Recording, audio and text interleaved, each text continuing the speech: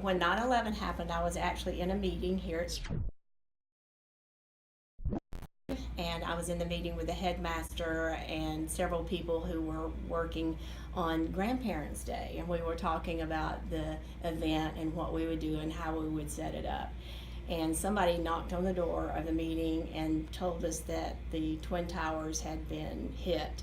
And so we went out and we tried to find a TV so that we could update, get an update on what was going on. And I actually had to go around to all the teachers and tell them what had happened because they didn't have iPads and all back then. They didn't realize what was going on. So I had to go around and tell all of them what had happened. At that time, I was living in Albany, Georgia, and one of the things that I was at my desk doing some work, and I saw on the news that this had happened. And of course, when it first happened, nobody knew exactly what was taking place, and only one attack was known at the time. And then, as developing news came out, I mean, it was such a shocking thing because you automatically think that we're safe, that nothing would happen to us. And then when things started happening and it was unfolding, I think the hardest part of that was the fear of what might happen next. And also having two young sons that were in school. My wife was teaching school, Ms. Elder. It was kind of, it falls to my job to assure them and reassure them that we're good. Where were you and who were you with whenever the planes crashed? I was teaching at Sonny Carter Elementary, 6th grade, and I was with my class. And what were you doing? Teaching. Teaching. And do you think that the crash and 9/11 affected your life in any way? Oh yeah, it made me very aware of Osama bin Laden and terrorism in general, things that had been not so much in the forefront of my mind all of a sudden were. My class we watched the news, and it was showing replays of the first plane hitting, and as we were watching it, the second plane hit. And as the second plane hit, I turned it off because I didn't know how much worse it was going to get, and I wasn't comfortable with 6th graders watching what was going on with not me knowing what was going to happen next. And I think that was probably the biggest fear of most people that day, was since there were multiple planes hitting multiple locations, it wasn't just the Twin Towers. And as you're listening to the news and you hear about another one and another one and another one, and every airport in the country shutting down. You're good. On 9/11 in 2001, I was at home and we were living in Washington, D.C. And my husband was active duty naval officer, and he was doing his residency in orthopedic trauma. And he was, the admiral did an all call for all the medical personnel to report to the hospital because the Pentagon was also hit that morning. And so he left immediately, and my daughter, Carolyn, who's a Stratford Eagle, was 3 months old at the time. And I sat glued to the television that morning, bawling. And then I'll never forget when my husband called and said that nobody was coming. And we realized at that point that if nobody was coming, they were preparing for a lot of casualties in the hope that there would be casualties. But then when there were very few that came, and the few that they did take went to immediate hospitals near the Pentagon, he realized there's no survivors, and the kind of gravity of that. And we had a good number of friends who were stationed at the Pentagon and members who served. And then from that point on, aside from the devastation of New York as a military family, I just remember that pretty much launched us into the next 10 years and his deployments and active. So for me, it was like very long-term effects of. So I was a senior in high school, and we didn't have TVs, and we didn't really have computers and internet. Yes, we had internet and computers back then, but we didn't have TVs, and we kind of heard maybe something had happened lunch, but nobody really knew. And so you see the teachers like all huddled, and they're like kind of debating what they should do, but still didn't know what it was. Then they pulled us all together in one classroom, and they turned on a radio. We all just sat there. It was probably like 70 of us, 75 of us, like 22, 25 kids a class. And we listened to it on the radio. And then, we caught on the radio, them saying about the second tower. And that's when we realized, well, this is the second one. And one of the teachers was like, yeah, I guess now we should tell you. Like, there was already one that flew into the other tower. But, like, not seeing it, like, listening to it on the radio was really, like, you see the image. And when I went home, like, you just saw the image over and over again. But, like, hearing about it that way, it just was really weird. It almost like you needed to see it to really kind of understand it. And then even when you saw it, it didn't still seem real. Yeah. Okay.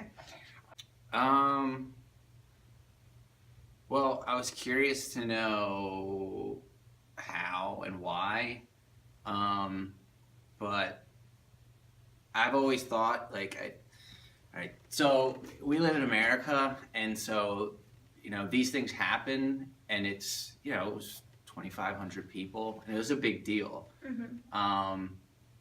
But I had some teachers that told me, like, because some of the areas of the world we study, that, this happens in other areas of the world all the time, and there's certain countries where this could be just like another day. It's different when we're here because we live in America, and it's different. You just don't imagine these things. It's hard for us to wrap our heads around it. And that's why I think I had, like, it didn't really sink in until like a couple days, and it's just also because they were showing the video. I was actually living in Venezuela when that happened. Yeah, Maracaibo. I was walking down the street first thing in the morning, probably about 8 o'clock or so, and some dude covered in grease from head to toe just came running out and said, the U.S. has been attacked and you're all gonna fall and die. And I honestly didn't believe him at the moment, and I had to go look at it on the news, and even then I didn't believe it. It looked like a movie rather than like actual news. It was really weird. Oh man, I was 21. Yeah, 21 years old, and I was living there. I don't remember my roommate's name. I'm sure I could look it up, but yeah, I was living in Venezuela with a roommate at the time. Not my safety so much, just because I was so far away. I did call my family and check on them and that sort of thing, but they were living here in Georgia, which was a good long way away from that also, so I wasn't terribly worried. It was unbelievable. I just couldn't believe it. That was the biggest thing I remember. It just seemed like it was fake, and I just couldn't believe that it was happening. Yeah, so I was in the 8th grade, and I remember I was in geography class. We'd left the classroom for a minute, and I think that's where our teacher bumped into someone who told him, and we came in at about, it was after 9 o'clock. He wheeled out this big TV and turned on the news, and I almost even couldn't recognize it at the time because both towers had already been hit. So the only thing on the screen was just the two towers, no other skyline, and the smoke coming out. It's just kind of confusion, and I didn't really know what was going on. And we watched up until President Bush's first speech. He gave a few speeches that day. His first speech in Florida. So then we actually went to algebra class after that, and we were not allowed to watch it because our teacher said it had nothing to do with math. So when we came back, I went to my health class, and I found out that the first tower had fallen and that the Pentagon had been hit. And my dad worked at the Pentagon at the time. And I had no idea where he worked and what side of the building, 5 different sides. I had no idea, and I kind of just thought, what are the odds? And I remember calling my mom right as around the second tower fell, asking if she'd heard from my dad, and she was very worried, very concerned. She hadn't heard anything. So then kind of the rest of the day, we were not allowed to watch TV anymore at school because it was making some of the students a little nervous. And I didn't know, and again, I was didn't know what was up with my dad, didn't really And I get kind of in a daze. I was like, what are the odds, that I'll be on the side or things like that. Because when I got home, about 3:30ish, I found out he was okay. And I remember him, this is my memory, him coming home in a cab. As if he'd taken a cab from the Pentagon to my hometown. That's like a 2-hour cab ride. I remember him being covered in dirt and soot, and gave him a big hug. We went in, we watched the TV. All the networks were on. Maybe like Nickelodeon was on still channel. All the networks, Comedy Central, MTV were on the news. It was all the news. And I remember my dad that night was talking to his fan pool. He went with like 20 different people, trying to account for everyone at the fan pool to see if they were all accounted for. We didn't know. At that point, we thought there could be hundreds, maybe many hundreds killed at the Pentagon.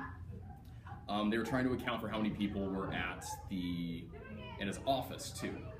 And for a while, they thought they were missing one. They counted. They thought they were missing one, and they eventually figured that out. But it was probably about 6 o'clock or so that night. I remember this very clearly. My dad, we were watching it, and they'd gone to a close-up of the image of the Pentagon, which had broken down. And he looks at the screen and he says, "That's my computer, that's my safe, that's my candy dish, that's our office." So even being right there, not realizing that he had been in the section that had been hit.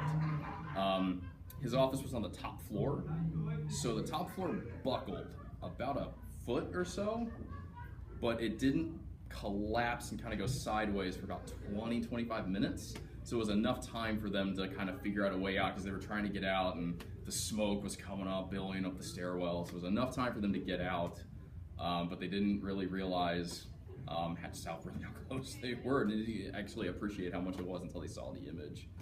And then after that, I remember I remember in the days after, and stories he would tell about him in a hazmat suit, digging through the rubble, looking for classified documents from his office. I really don't know what my dad did, but I know that the days after 9/11, he was digging in a hazmat suit for classified documents, so make of that what you will. So I was in 5th grade. I remember it perfectly because it was so devastating. My first reaction was confusion. I was sitting in 5th grade, Miss Reeves' English class, and I sat in the front row on the far right.